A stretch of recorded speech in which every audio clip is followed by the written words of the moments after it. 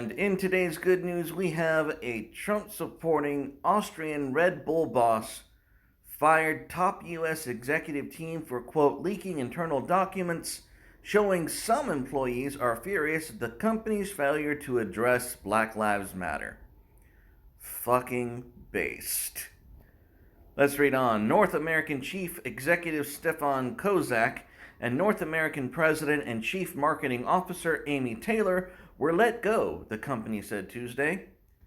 Both Kozak and Taylor are said to have pushed for more diversity and inclusion. Woo! That's beautiful. The third executive, a head of global culture marketing, Florian Kaas, has also left the energy drink brand after she allegedly approved a racist slide shown in a meeting. We reject racism in every form. We always have. We always will, Red Bull says. Good on you. Red Bull's global boss, Dietrich, I am not pronouncing your last name, is a Trump admirer who has spoken out against political correctness. Well fucking done. But the article continues. This is from the Daily Mail. Red Bull has fired 2 top executives in the U.S. who had lobbied for more diversity in the company and were blamed for the leak of a letter that criticized its public silence on Black Lives Matter. Stefan Kozak and North American President and Chief Marketing Officer Amy Taylor were let go, the energy drink company said on Tuesday.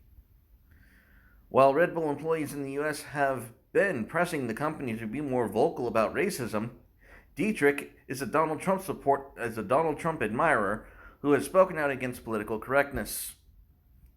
The 76-year-old tycoon also owns a media firm which has been criticized for giving a platform to far-right activists in his native Austria. Stop, I can only get so erect.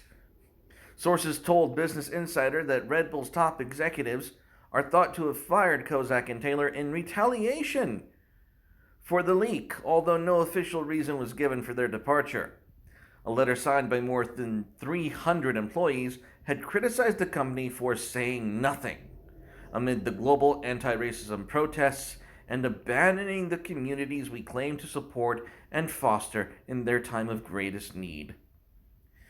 Both Kozak and Taylor, Kozak pictured below, have pushed for more diversity and inclusion, but Taylor was met with opposition when she called for the company to take a more public stand on racism, the Wall Street Journal reports.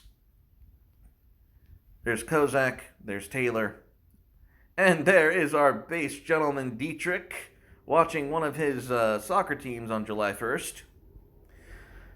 The third executive, head of global culture marketing, Florian Kaas, has also left after he allegedly approved a racist slide shown in a meeting earlier this year.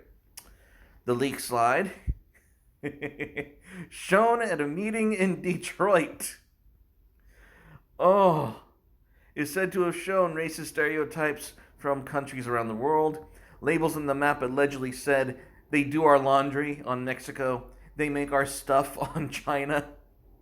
Evildoers in the Middle East with an arrow indicating bombs go here.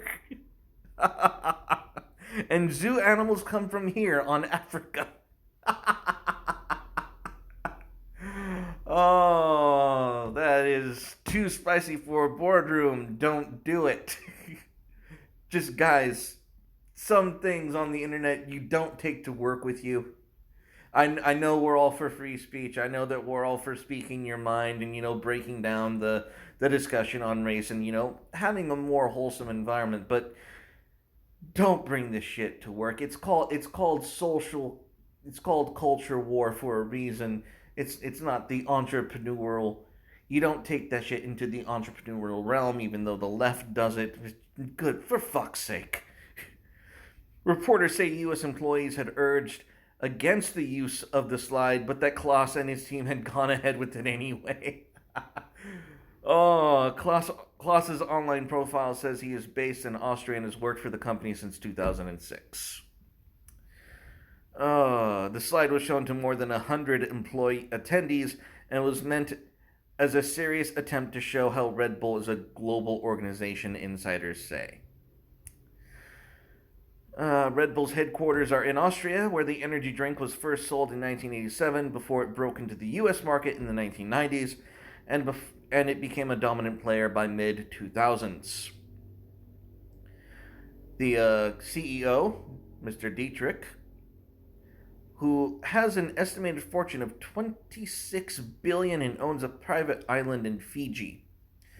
In a 2017 interview, Dietrich, I'm not saying that last name, expressed sympathy with Donald Trump and said the new president simply needs time. No controversial statement there. I don't think he's as much of an idiot as he's made out to be, he said at the time. When you speak to Americans, you often hear that they're essentially happy to have a new administration. There was plenty to question about the previous one, he said, referring to Obama. Yeah, Obama had tons of flaws. He tried to socialize our health care. He did Fast and Furious. He let 4 of our soldiers die in Benghazi, just to name a few blunders during Obama's quote-unquote scandalous administration, as the left tries to purport. Going on, though, raging at political correctness and intellectual elite, Dietrich was also highly critical of Germany and Austria for opening their doors at the height of the refugee crisis. Oh, could I love this man anymore? He's also responsible for a television station called Service TV, which is owned by Red Bull and has faced criticism allowing right-wing extremists to appear on its broadcasts. Oh, how dare you! How dare you! How dare you offer those with points of view? Ugh. A report by the Austrian newspaper Der Standard claimed that the head of the TV network is now reporting directly to Dietrich rather than the Red Bull bosses. Nice. He has also unveiled plans to start a new platform called Closer to the Truth, which was compared to right-wing news site Breitbart. Nice.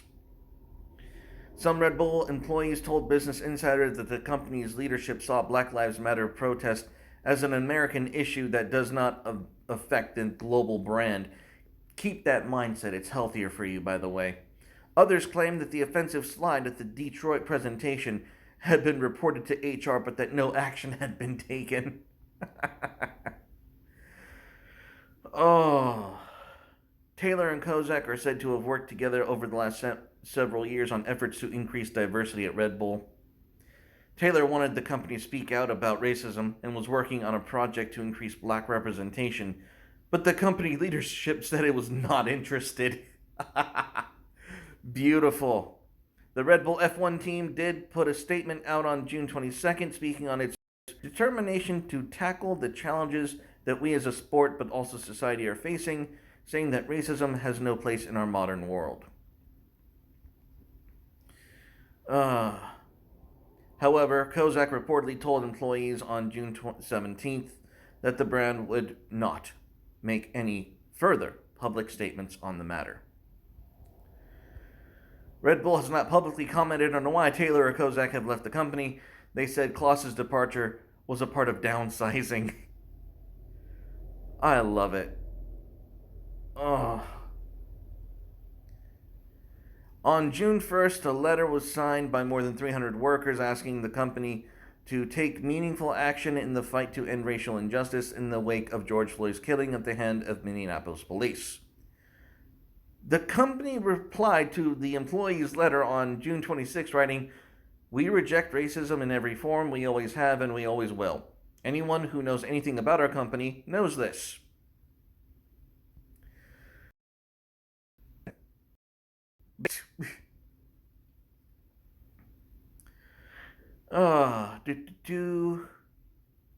In a statement, the company said Red Bull has always put people and their dreams and accomplishments at its core and values the contribution of each and every person, no matter who they are. We want everyone who feels this way to be welcome in Red Bull.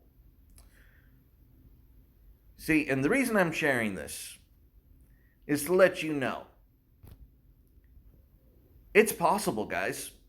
This for me is a fantastic white pill, because if you actually make your own company, if you actually do your own thing, if you actually choose to be the boss, you don't have to let them take over.